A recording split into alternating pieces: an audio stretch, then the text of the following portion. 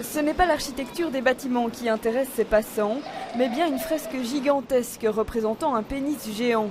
Depuis jeudi, elle surplombe l'avenue du Parc à Saint-Gilles et crée la surprise. Certains ne l'avaient pas encore remarqué. Est-ce que vous avez déjà vu le symbole qui est là, la fresque? Ah non, pas encore, pourtant j'habite tout près. Qu'est-ce que vous en pensez?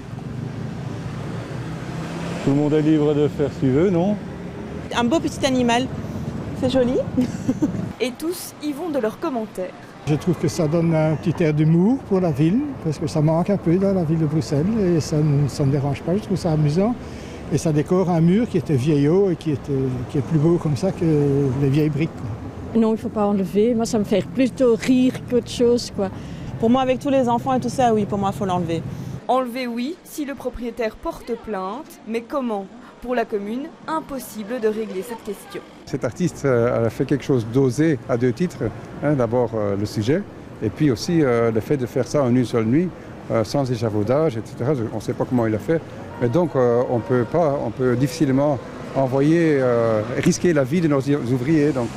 Pourquoi? Parce que vous n'avez pas le matériel nécessaire? Nous n'avons pas le matériel. Nous avons 3 équipes de nettoyage des tags, mais qui sont à hauteur d'homme.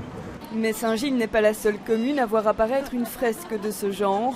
À Bruxelles-Ville aussi, la semaine dernière, un artiste a exercé son art sur la façade d'un immeuble. Et il y a dans nos musées beaucoup de tableaux de nus dans nos musées. Mais c'est une question que nous nous poserons ensemble au collège. Je ne prends pas position ici. Ensemble au collège, nous en discuterons. Reste qu'aucune de ces fresques n'est pour le moment revendiquée et que si elles doivent être nettoyées, il faudrait un certain temps pour retrouver un mur vierge.